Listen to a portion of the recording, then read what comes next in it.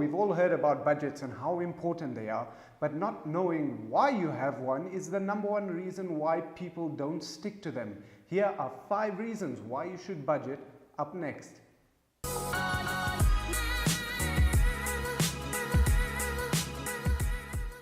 Hey guys, welcome back to Money Talks with me, Nabeel Khan, where we start a real conversation about money for you to build the right mindsets, habits, and education in your journey to financial freedom. So today we're going to be talking about the top 5 reasons why you need to budget. Now, before we get into that, let's define what a budget is. A budget is an estimate of how money flows into and out of your life.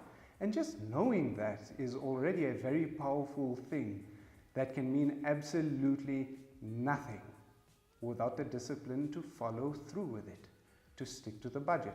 Financial freedom is about discipline. But let's see what the 5 top reasons to have one are.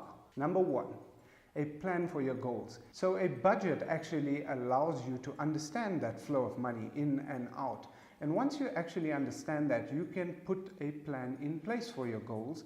And once you have a plan in place, it's easier for you to step away from the unnecessary things that you don't need to spend money on because you have the end in mind. Number 2, saves you from debt. Now, we all know that spending money that isn't ours is not a good thing for us. Now, if you can understand what debt actually is all about, it's a lot easier to step away from it. Debt is a person that will take money away from you for a very long time and a lot of money. If you can understand that interest that is on the money that you owe and is not actually working for you is going to put you in debt for a very long time and is going to be very bad. Now, we've all heard the saying, live within your means, or keeping up with the Joneses, and it's a very real thing. We live in a day and age where following a lifestyle of people around us is pretty much par for the course. I mean, we have Instagram, social media that basically shows how people are living, and it's really, really hard and sometimes depressing on the realization that we can't actually keep up with that. And so guess what? In order to keep up with that, we run to financial institutions to borrow money that we don't have. Having a budget will allow you to look at your money in and money out and say, look, I can afford this, or I really wanted that thing.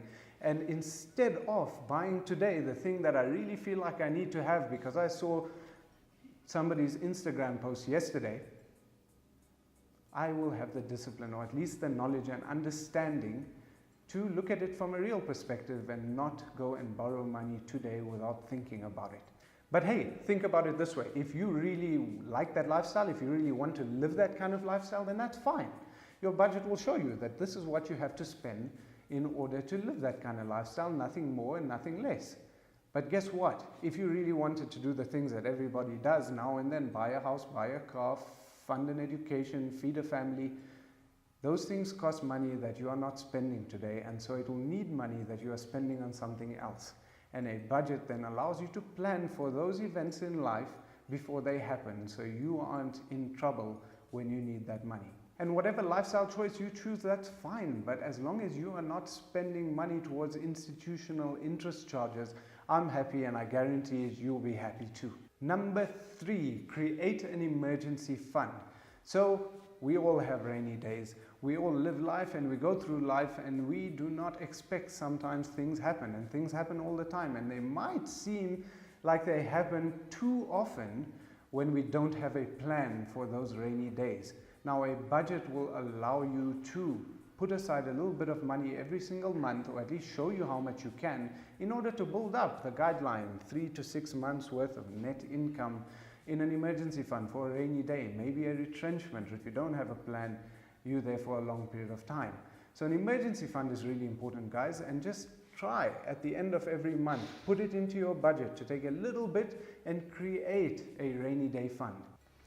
Saving for your future. Now, I love this point because it's what I live day to day. I tell people you cannot get immediate gratification today, and you need to plan for tomorrow. And I get the usual responses, YOLO, Nabeel, I only live once. We need to live our lives today. And basically, guys, it's true.